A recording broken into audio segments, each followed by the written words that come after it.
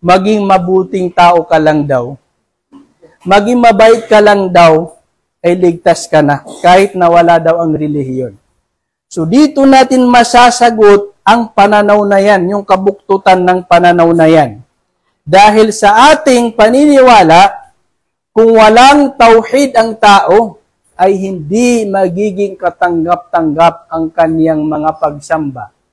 Hindi magiging katanggap-tanggap ang kaniyang mga ginagawang kabutihan kung wala ang kaniyang tauhid. So mahalaga po sa atin ang relihiyon. Mahalaga po na masumpungan natin ang tama at tunay na relihiyon na tatanggapin ni Allah sa kabilang buhay sapagkat dito natin malalaman kung papaano natin sasambahin si Allah. Di ba mga kapatid?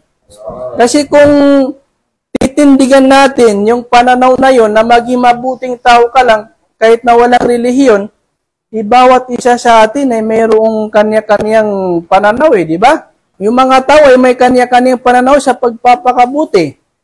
Yung mga tao nga sa India, mayroong mga tao sa India na kabilang sa pagpapakabuti ayon sa kanilang pananaw ay ang pagsamba sa baka.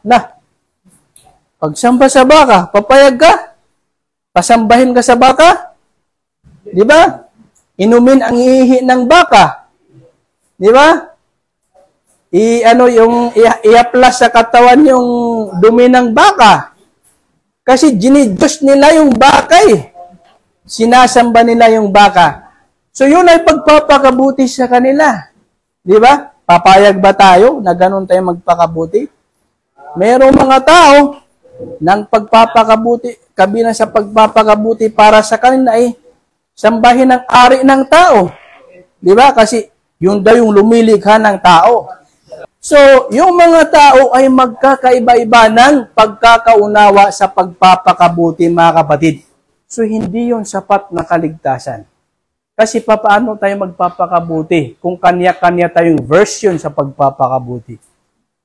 Kung wala tayong susundin na guide sa pagpapakabuti, so need nating masumpungan, kailangan nating masumpungan ang tamang relihiyon na tatanggapin ni Allah sa kabilang buhay sapagkat dito natin malalaman ang guide ng Diyos sa atin kung papaano tayo magpapakabuti nang naaayon sa kaparaanan na ikinalulugod sa atin ng Diyos.